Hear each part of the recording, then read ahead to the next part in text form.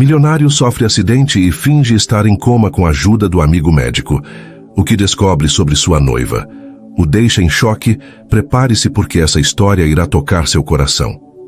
Inscreva-se no canal e deixe seu gostei nesse vídeo. E comente de onde você está assistindo. No coração pulsante de São Paulo, o Hotel Aurora Imperial erguia-se como um colosso de vidro e aço, um símbolo de opulência que atraía os mais abastados do país. Entre os corredores impecáveis, onde o aroma de jasmim dos difusores se misturava ao brilho dos lustres de cristal, trabalhava Júlia Mendes, uma camareira de 29 anos, cuja presença era tão discreta quanto o sussurro das cortinas de seda. Com cabelos castanhos presos em um coque simples e olhos que carregavam uma mistura de determinação e melancolia, Júlia movia-se como uma sombra, limpando quartos, dobrando lençóis com precisão militar e garantindo que cada detalhe estivesse perfeito. Ela nunca pedia reconhecimento, nunca esperava elogios. Sua vida era uma rotina de esforço silencioso, sustentando sozinha a mãe doente e um irmão mais novo que sonhava em ser engenheiro. Júlia crescera em uma vila na periferia, onde o cheiro de concreto úmido e o barulho de motos eram a trilha sonora de sua infância.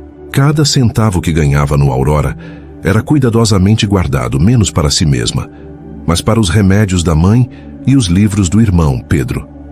No hotel, ela era invisível para os hóspedes ricos, que mal erguiam os olhos de seus celulares, caros para notá-la. Mas havia alguém que a via. Eduardo Almeida, o jovem milionário de 34 anos, herdeiro do império hoteleiro da família Almeida. Alto, com traços esculpidos e um olhar que parecia carregar o peso de expectativas não ditas, Eduardo era conhecido por sua frieza nos negócios e por um sorriso que raramente aparecia fora das reuniões estratégicas. Eduardo não era de reparar nos funcionários. Para ele, o Aurora era apenas números, lucros, metas. Mas naquela manhã de outubro, algo mudou. Durante uma inspeção surpresa, ele viu Júlia no corredor do 15º andar, ajoelhada ao lado de uma hóspede idosa que havia derrubado uma bolsa cheia de remédios. Com paciência, Júlia recolhia cada frasco, explicando calmamente para a senhora, que tremia de ansiedade, onde estava cada comprimido. "Não se preocupe, dona Clara, está tudo aqui. A senhora vai ficar bem", dizia, com uma voz tão suave que parecia abraçar. Eduardo, parado a poucos metros, sentiu algo que não conseguia nomear. Pela primeira vez em anos, ele parou para olhar, realmente olhar, alguém. Nos dias que se seguiram àquela manhã no corredor, Eduardo Almeida começou a perceber que seus olhos buscavam Júlia Mendes pelos cantos do Hotel Aurora Imperial. Era como se ela tivesse acendido uma fagulha em um canto esquecido de sua alma. Um lugar que ele nem sabia que ainda existia. Ele, que sempre navegara a vida com a precisão de um relógio suíço, agora se pegava distraído, observando-a enquanto ela arrumava uma mesa no restaurante do hotel ou carregava toalhas limpas, com uma graça despretensiosa. Havia algo em sua simplicidade que o desarmava, a forma como ela sorria para um colega, mesmo depois de um turno exaustivo, ou como seus olhos brilhavam ao falar com um hóspede, como se cada pessoa merecesse toda a sua atenção. Júlia, por outro lado, não fazia ideia de que o dono do hotel a notava. Para ela, Eduardo era apenas uma figura distante, alguém que aparecia nas reuniões anuais com um terno impecável e um ar de quem carregava o mundo nos ombros. Sua vida era consumida por preocupações práticas, o aluguel atrasado, as consultas da mãe, o cursinho pré-vestibular do irmão. Mas numa tarde chuvosa de novembro, o destino decidiu traçar um novo caminho. Enquanto Júlia organizava o depósito de suprimentos no subsolo do hotel, Eduardo apareceu alegando verificar o estoque, algo que ele nunca fazia. "Você é a Júlia, certo?", perguntou com uma hesitação que não combinava com sua postura confiante. Ela ergueu os olhos, surpresa, o coração disparando por puro susto. "Sim, senhor. Algum problema?", respondeu, enxugando as mãos, no uniforme temendo uma bronca. "Não, nenhum problema", disse ele com um sorriso tímido que parecia fora de lugar em seu rosto. "Eu só vi você ajudando aquela senhora outro dia. Foi gentil da sua parte." Júlia corou, sem saber como reagir. Ninguém, muito menos o dono do hotel, havia elogiado seu trabalho antes. "É só o meu trabalho, senhor", murmurou, desviando o olhar. Mas Eduardo insistiu, perguntando sobre o turno dela, sobre como era trabalhar no Aurora. A conversa, que começou desajeitada, fluiu por alguns minutos, até que o rádio de Júlia tocou, chamando-a para outro andar. Tenho que ir, disse, ela com um aceno rápido, deixando Eduardo no depósito com uma sensação nova e inquietante. Nos dias seguintes, ele encontrou desculpas para cruzar o caminho dela. Uma pergunta sobre o serviço, um comentário sobre o tempo. Júlia, aos poucos, começou a relaxar na presença dele, percebendo que, apesar de toda a riqueza, Eduardo parecia estranhamente solitário. Uma noite, após o expediente, ele a encontrou no ponto de ônibus, sob a garoa fria. Posso te dar uma carona? Perguntou, apontando para o carro preto reluzente estacionado ali perto. Júlia hesitou. O peso das convenções sociais assegurando, mas aceitou mais por cansaço do que por qualquer outra coisa. No carro, longe das formalidades do hotel, eles conversaram de verdade pela primeira vez. Sobre música, sobre a cidade, sobre os pequenos prazeres da vida, como o cheiro de café fresco. Quando ela desceu em frente à sua casa simples, Eduardo sentiu um vazio que não explicava. E Júlia, ao entrar, percebeu que estava sorrindo sem motivo aparente. A chuva de novembro deu lugar a um dezembro quente, e o que começou como conversas tímidas no Hotel Aurora Imperial se transformou em algo que nenhum dos dois esperava. Eduardo e Júlia começaram a se encontrar fora do hotel, sempre com cuidado para não chamar atenção. Ele a levava a lugares simples, longe dos holofotes de sua vida de milionário. Uma lanchonete escondida na Vila Madalena, onde comiam coxinhas e riam de histórias bobas, ou um parque onde passeavam sob o sol, falando sobre sonhos que nunca haviam compartilhado com ninguém. Para Júlia, era a primeira vez em anos que ela se permitia sentir algo além de responsabilidade. Para Eduardo, era a primeira vez que se sentia visto como ele mesmo, não como o herdeiro de um império. Eduardo se encantava com a forma como Júlia falava do irmão, Pedro, com um orgulho que transborda nos olhos, ou como ela descrevia a mãe, Dona Clara, com uma mistura de amor e preocupação que o fazia querer protegê-la. Você já pensou no que faria se tivesse todo o dinheiro do mundo? Ele perguntou certa noite enquanto comiam sorvete em um banco de praça. Júlia riu, o som leve como o vento. Eu não penso em dinheiro, Eduardo. Só quero que minha mãe pare de sofrer e que Pedro tenha a chance de ser quem ele quer. Resto é só resto. Ele a olhou atônito. Era a primeira vez que alguém não respondia com uma lista de desejos materiais. Naquele momento ele soube. Estava apaixonado. Os encontros se intensificaram. Eduardo a levou para jantar em um restaurante discreto, onde ele reservou uma mesa no canto, longe dos olhares curiosos. Lá, ele segurou a mão dela pela primeira vez, e o calor daquele toque fez Júlia esquecer por um instante o peso do mundo. Você me faz sentir normal, ele confessou, os olhos fixos nos dela. Como se eu não precisasse ser o Eduardo Almeida de sempre. Júlia sorriu tímida, mas com uma coragem nova. E você me faz sentir que eu sou mais do que uma camareira. Naquela noite, sob as luzes suaves do restaurante, eles se beijaram pela primeira vez. Um beijo que carregava promessas não ditas e uma vulnerabilidade que nenhum dos dois estava acostumado a mostrar. Mas o mundo de Eduardo não era tão simples quanto um beijo.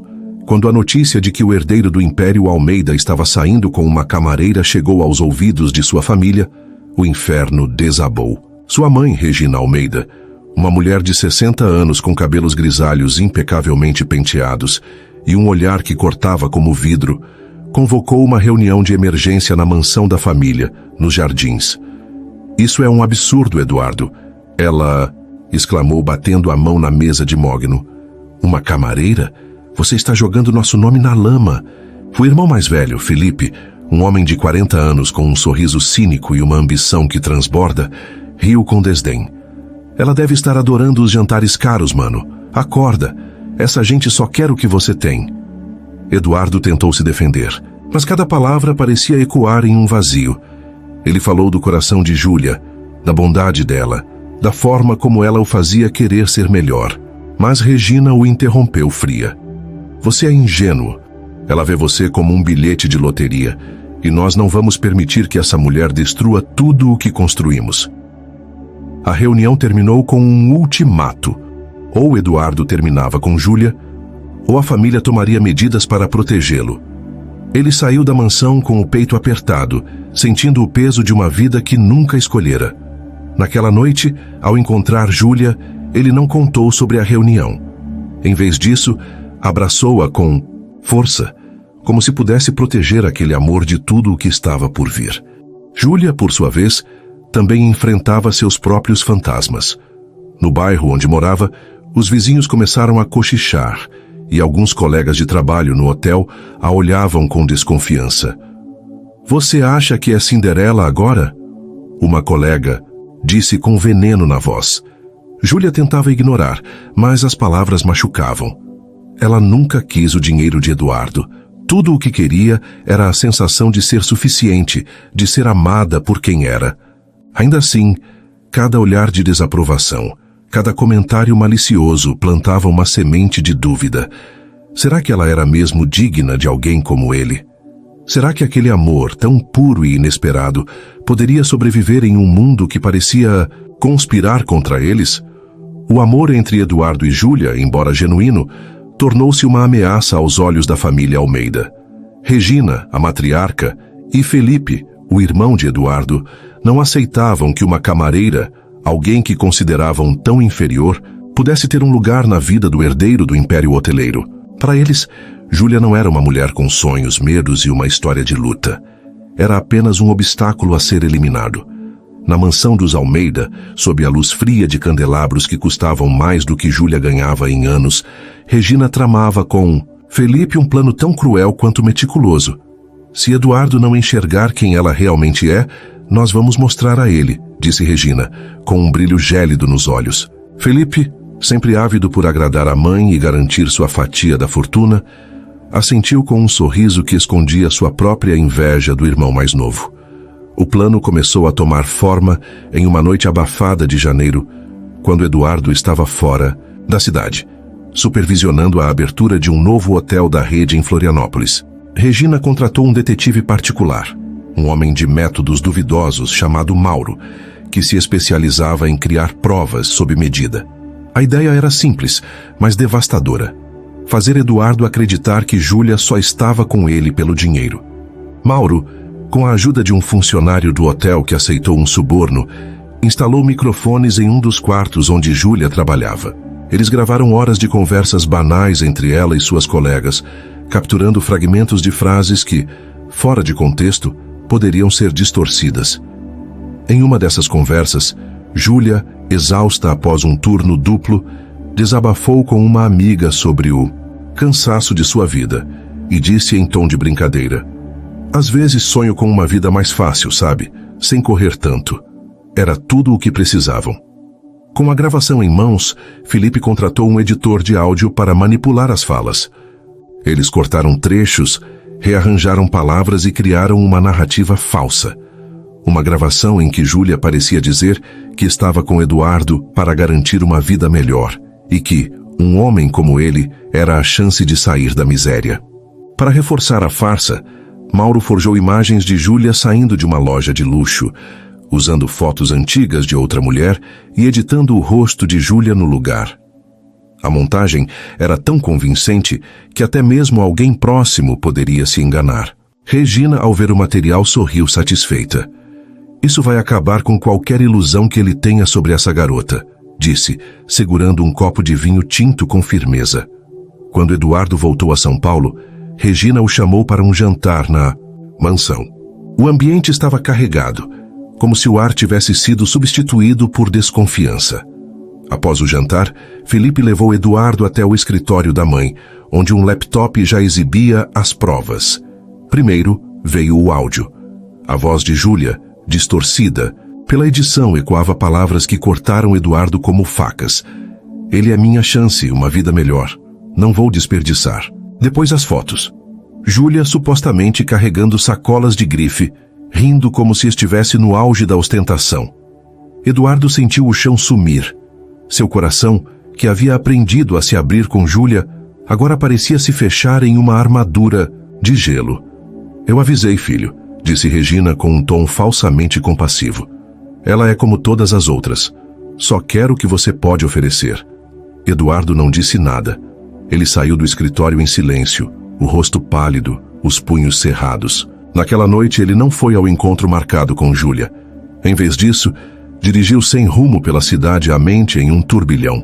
Ele queria acreditar que era tudo mentira, que a mulher que o fazia rir com histórias simples e que segurava sua mão com tanto cuidado não podia ser tão falsa. Mas as provas eram convincentes e a semente da dúvida plantada pela família começava a crescer. Enquanto isso, Júlia, esperando por ele no ponto de sempre, sentiu o coração apertar ao perceber que ele não apareceria. Ela voltou para casa sob a luz fraca dos postes, com uma sensação de que algo estava terrivelmente errado. No dia seguinte, no hotel, Eduardo a evitou. Quando seus olhos se cruzaram no corredor, ele desviou o olhar, e Júlia sentiu um vazio que não explicava. Ela tentou puxar conversa, mas ele respondeu com monossílabos, o tom frio como nunca havia sido. Está tudo bem? Ela perguntou, a voz tremendo. Está sim, ele respondeu seco antes de se afastar.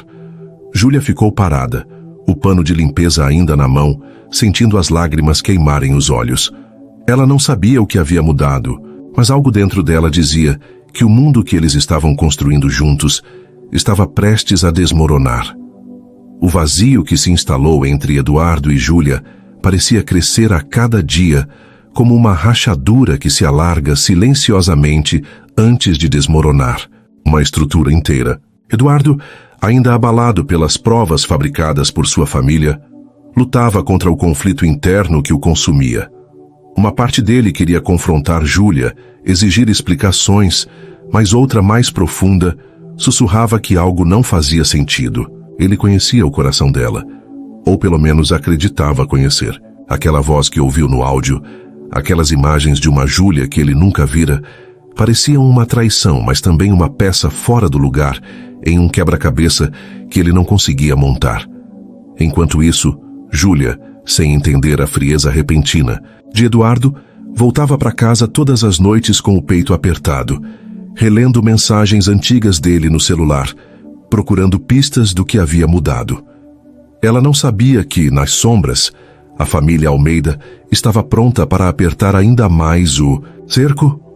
Em um gesto que ele próprio não sabia explicar, Eduardo decidiu agir antes que a dúvida o consumisse por completo.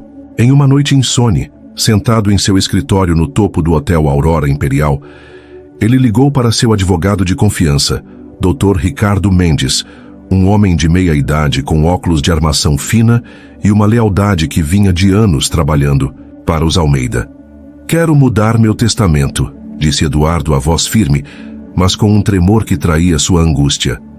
Se algo acontecer comigo, quero que metade da minha fortuna vá para Júlia Mendes. Ricardo, surpreso, tentou argumentar. Eduardo, você tem certeza?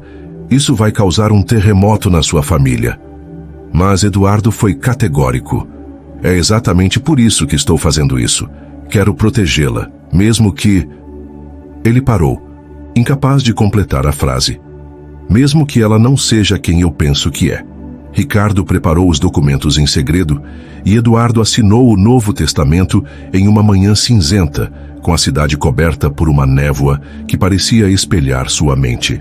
Ele não contou a Júlia, não porque duvidasse dela, mas porque queria que fosse uma segurança, um gesto de amor que ela só descobriria se o pior acontecesse.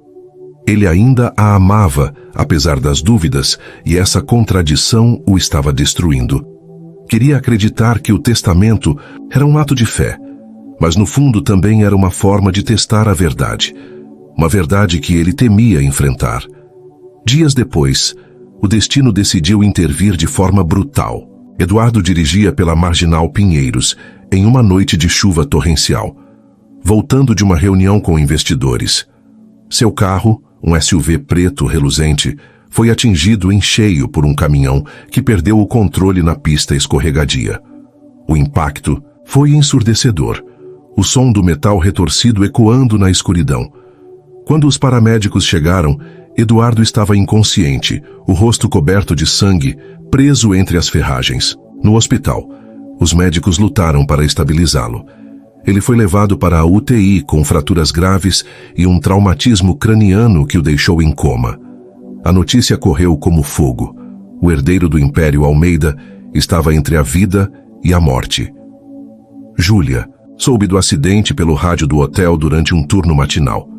O locutor mencionou o nome de Eduardo e o pano que ela segurava caiu de suas mãos. Sem pensar, ela correu para o hospital ainda com o uniforme de camareira, ignorando os olhares dos colegas e as chamadas do supervisor. Quando chegou à UTI, foi barrada pela família. Regina, com um lenço nos olhos que não escondia sua frieza, a encarou com desprezo. "O que você está fazendo aqui?" "Não tem lugar para você", disse, a voz cortante. Felipe, ao lado, acrescentou, com um sorriso cruel. "Ele não precisa de você agora. Vá embora, garota. Você já causou problemas demais." Júlia, com lágrimas escorrendo pelo rosto, tentou argumentar, mas seguranças a escoltaram para fora do hospital. Ainda assim, ela não desistiu. Voltou para casa apenas para trocar de roupa e retornou, sentando-se na calçada em frente ao hospital, determinada a esperar por notícias. Nos dias seguintes, enquanto Eduardo permanecia inconsciente, conectado a máquinas que apitavam monotonamente, Júlia encontrou uma maneira de entrar na UTI. Uma enfermeira, comovida com sua persistência, permitiu que ela visitasse Eduardo fora do horário oficial, em segredo. Lá, Júlia sentava ao lado dele, segurando sua mão inerte, falando com ele como se ele pudesse ouvi-la. "Eu não sei o que fiz de errado, Eduardo, mas eu juro que nunca quis te machucar." Ela sussurrava, a voz embargada. "Você precisa acordar, por favor."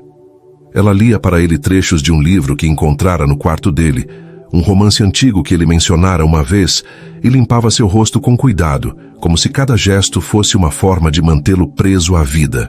Enquanto isso, a família Almeida, alheia à presença dela, já tramava como usar o acidente a seu favor, certos de que Júlia logo mostraria suas verdadeiras intenções. O hospital era um labirinto de luzes frias e silêncios pesados, onde o tempo parecia se arrastar em câmera lenta. Na UTI, o som rítmico dos monitores que acompanhavam os sinais vitais de Eduardo era a única constante, um lembrete cruel de que ele estava suspenso entre a vida e a morte. Júlia, com olheiras profundas marcando seu rosto, passava cada momento possível ao lado dele, escondida nos horários em que a família Almeida não aparecia. A enfermeira que a ajudava, Dona Lúcia, uma mulher de meia-idade com olhos gentis, tornara-se sua cúmplice silenciosa. "Você é diferente, menina", disse Lúcia certa noite, enquanto trocava o soro de Eduardo. "A maioria teria desistido, mas você fica." Júlia apenas assentiu sem forças para responder, os olhos fixos na mão de Eduardo, que permanecia imóvel sob a dela. Cada dia era uma batalha. Júlia continuava trabalhando no Hotel Aurora Imperial para sustentar a mãe e o irmão, mas seus turnos pareciam mais longos, mais exaustivos, como se o peso do mundo tivesse dobrado. No hospital, ela enfrentava olhares de desprezo dos seguranças contratados pela família Almeida, que a vigiavam como se ela fosse uma intrusa. Regina e Felipe apareciam esporadicamente, mais preocupados em posar para os jornalistas que cobriam o acidente do herdeiro milionário, do que em verificar o estado de Eduardo. Em uma dessas visitas, Regina avistou Júlia no corredor e a confrontou com uma fúria contida. "Você acha que ficar aqui chorando vai mudar alguma coisa?" sibilou, o rosto tão próximo que Júlia podia sentir o perfume caro. "Ele está acabado, e você não vai tirar nada disso. Vá embora enquanto ainda tem dignidade." Júlia, com lágrimas presas nos olhos, apenas respondeu: "Eu não quero nada. Só quero que ele viva." Regina riu, um som seco e cortante, e virou as costas, deixando Júlia sozinha no corredor frio. Mas a verdade é que Júlia não estava sozinha.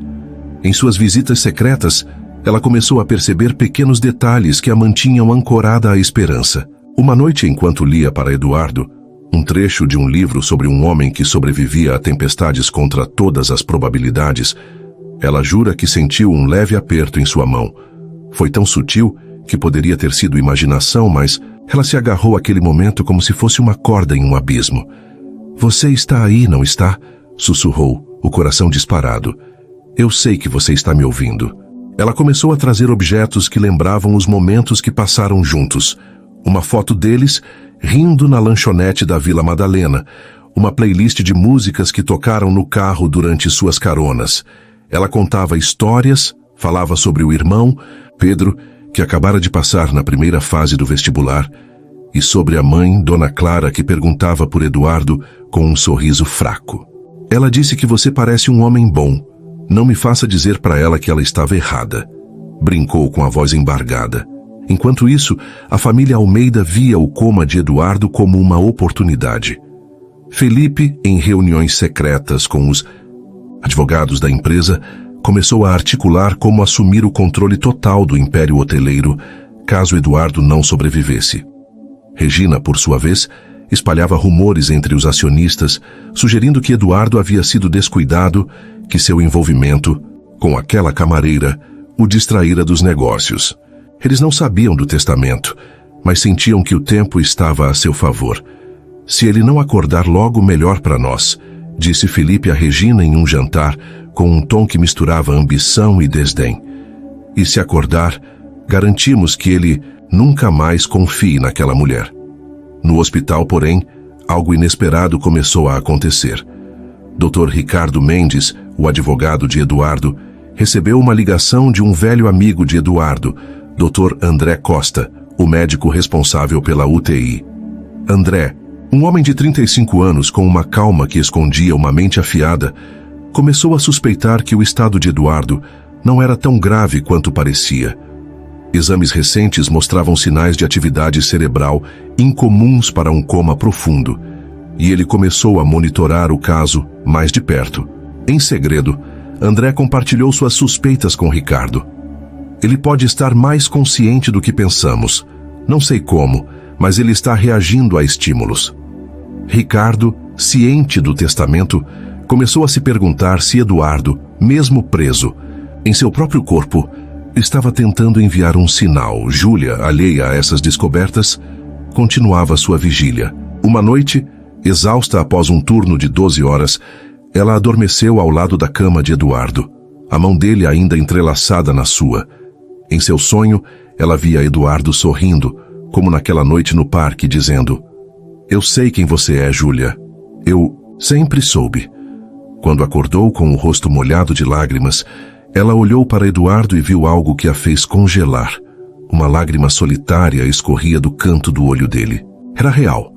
Ele estava lá de alguma forma, preso, mas presente. E ela jurou que não desistiria, não importava o que a família Almeida fizesse para afastá-la. As semanas no hospital se arrastavam como uma eternidade, cada dia marcado pelo som monótono dos monitores e pela esperança teimosa de Júlia, que se recusava a abandonar Eduardo. A UTI, com seus tons de branco estéril e o cheiro de antisséptico, tornara-se uma espécie de lar para ela, um lugar onde ela depositava todas as suas forças, mesmo quando o cansaço ameaçava derrubá-la. Ela equilibrava os turnos exaustivos no Hotel Aurora Imperial com as noites ao lado de Eduardo, contando histórias, cantando baixinho as músicas que ele gostava ou simplesmente segurando sua mão, como se pudesse puxá-lo de volta à vida com o calor de seu toque.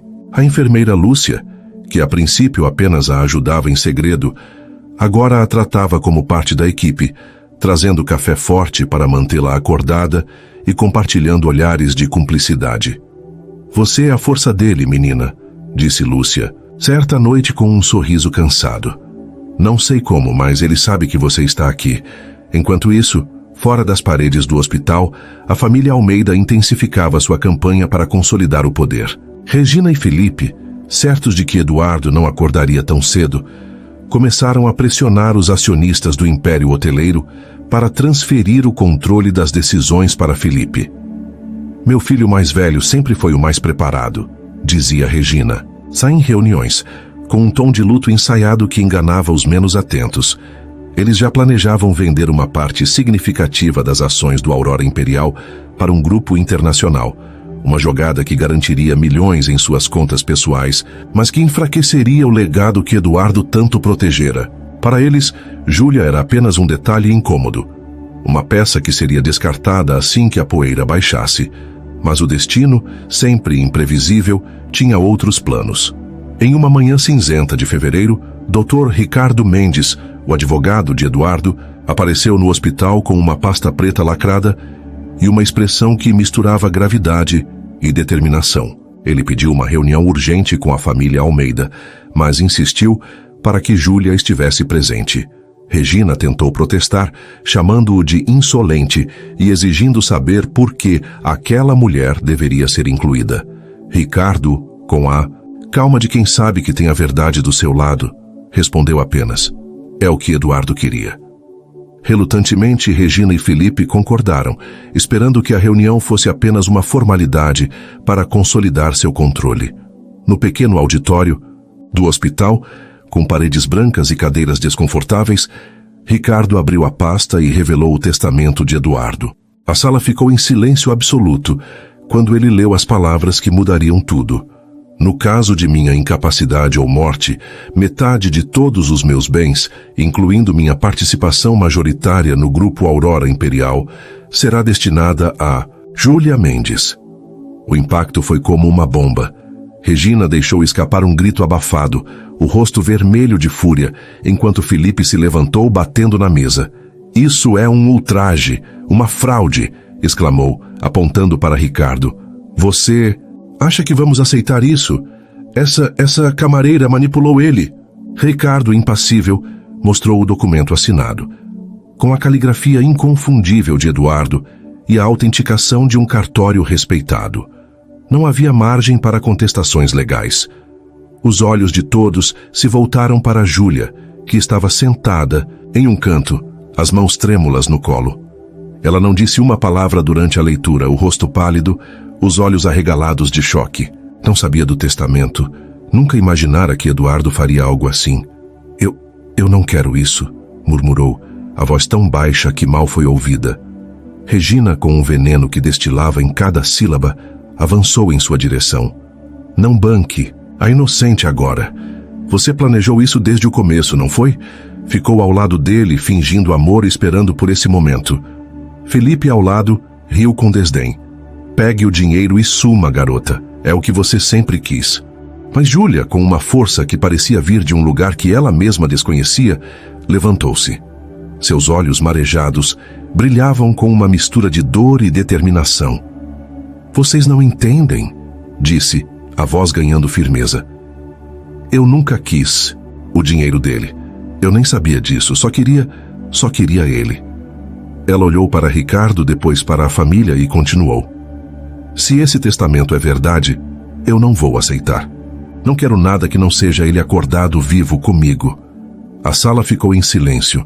Até mesmo Regina, por um instante, pareceu desarmada, como se a sinceridade de Júlia fosse um golpe que ela não esperava. Ricardo, com um leve aceno de cabeça, anotou a declaração de Júlia, mas não disse mais nada. Ele sabia que o testamento ainda tinha um papel a desempenhar, mas também sabia que o que estava em jogo era muito maior do que dinheiro. Enquanto isso, no quarto da UTI, Eduardo permanecia imóvel, preso em um limbo de consciência fragmentada. Mas algo dentro dele, talvez a voz de Júlia, talvez o peso das palavras que ele ouvira mesmo sem abrir os olhos, começava a mexer as peças de um destino que ninguém poderia prever. O silêncio que se seguiu à recusa de Júlia no auditório do hospital era denso, quase palpável, como se as palavras dela tivessem sugado o ar da sala. Regina, com os lábios apertados em uma linha fina, parecia lutar para encontrar uma resposta, mas pela primeira vez, sua fachada de controle vacilava. Felipe, por outro lado, não conteve sua raiva. Você acha que isso é algum tipo de teatro? Esbravejou apontando um dedo acusador para Júlia. Ninguém recusa uma fortuna assim. Você está jogando, fingindo ser a santa para nos enganar. Mas Júlia não respondeu. Seus olhos, ainda úmidos, sustentavam uma verdade que nem mesmo a fúria de Felipe podia apagar. Ela virou-se para Ricardo, o advogado, e pediu com a voz firme apesar do tremor. Por favor, me deixe assinar algo que prove que eu não quero isso. Eu só quero ele de volta. Ricardo, com um leve brilho de admiração nos olhos, preparou um documento de renúncia à herança ali mesmo e Júlia assinou sem hesitar, as lágrimas caindo sobre o papel enquanto a caneta deslizava. A notícia da renúncia de Júlia se espalhou rapidamente pelo hospital, sussurrada entre enfermeiras e médicos que acompanhavam o caso de Eduardo. Dona Lúcia, a enfermeira que se tornara uma aliada, segurou a mão de Júlia naquela noite e disse: "Você é mais forte do que todos eles juntos, menina. Ele vai sentir isso, você vai ver." Mas para Júlia, cada dia ao lado de Eduardo, vendo-o preso àquele estado de silêncio, era uma batalha contra o desespero. Ela continuava sua rotina de visitas, agora com ainda mais determinação, como se a assinatura daquele documento tivesse libertado algo dentro dela. Ela não estava ali por dinheiro, nunca esteve. Estava ali porque, mesmo sem entender por que Eduardo se afastara antes do acidente, ela ainda acreditava no amor que haviam construído, nos olhares trocados, nas promessas sussurradas em noites quentes de dezembro. Enquanto isso, na UTI algo estava mudando. Dr. André Costa, o médico amigo de Eduardo, notara sinais cada vez mais claros de que o estado de Eduardo não era um coma tão profundo quanto parecia. Pequenos movimentos nos dedos, reações sutis à voz de Júlia, picos de atividade cerebral nos exames, tudo apontava para uma consciência que lutava para emergir. André, que conhecia Eduardo desde os tempos de faculdade, começou a desconfiar de algo maior. Ele chamou Ricardo em particular e compartilhou uma revelação chocante. "Eu acho que ele pode estar fingindo, pelo menos em parte. Não sei como, mas os sinais não batem com um coma total." Ricardo, ciente do testamento e da manipulação da família Almeida, começou a conectar os pontos. E se Eduardo, mesmo em seu estado fragilizado, estivesse testando o mundo ao seu redor? Naquela noite, André decidiu arriscar. Ele pediu a Lúcia que deixasse Júlia ficar mais tempo na UTI e, em segredo, ajustou os monitores para observar as reações de Eduardo com mais atenção. Enquanto Júlia lia mais um trecho do livro favorito de Eduardo, falando com ele sobre a noite em que ele a levou para ver as estrelas no Ibirapuera, algo aconteceu. Eduardo moveu a mão, não apenas um espasmo, mas um movimento deliberado, apertando os dedos dela com uma força fraca, mas inconfundível. Júlia parou de ler, o coração disparado, e olhou para ele. "Eduardo", sussurrou, inclinando-se sobre ele. E então, contra todas as probabilidades, os olhos dele se abriram lentamente, como se estivessem carregando o peso de semanas de escuridão. Ele não falou, mas seus olhos encontraram os dela, e neles havia uma clareza que fez Júlia soluçar de alívio. Eduardo, ainda fraco, não conseguia falar muito. Sua voz era um murmúrio rouco, e cada palavra parecia custar um esforço imenso. "Eu ouvi você", ele conseguiu dizer, os olhos marejados. "Eu sabia que você ia ficar."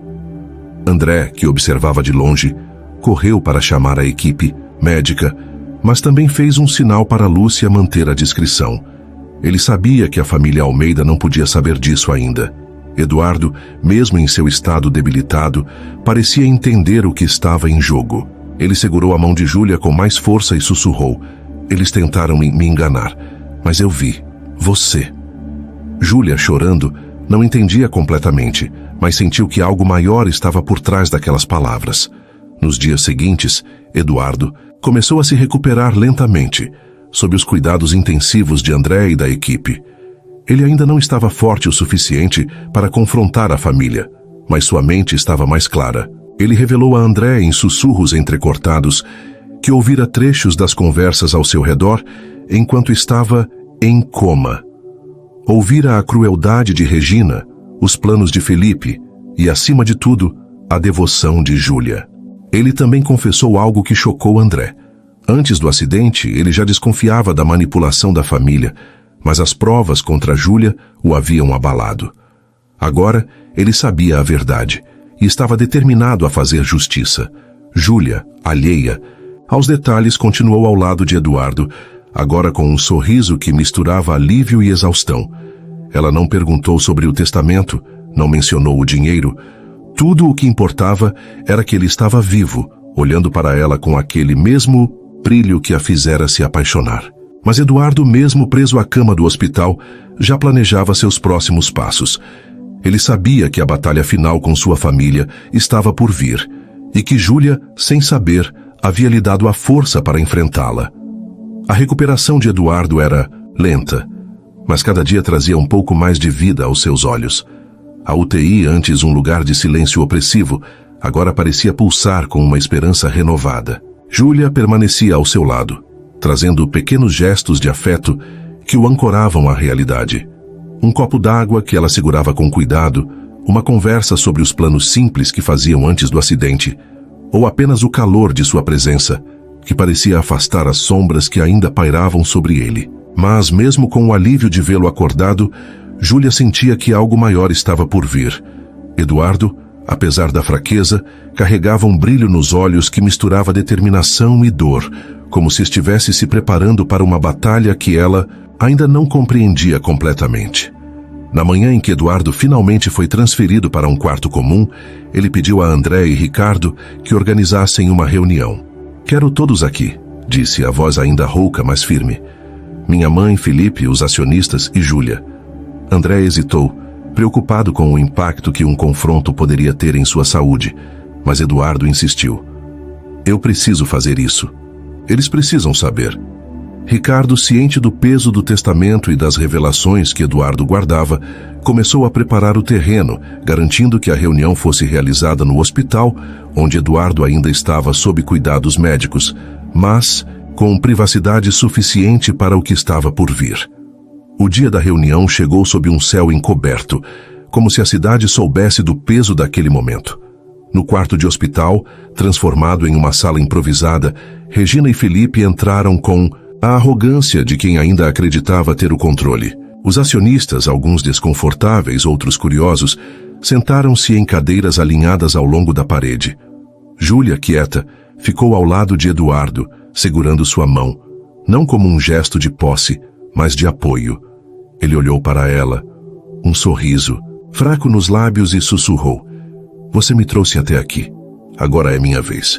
Ela não entendeu completamente, mas assentiu, sentindo o coração apertado. Eduardo, apoiado em travesseiros, começou a falar.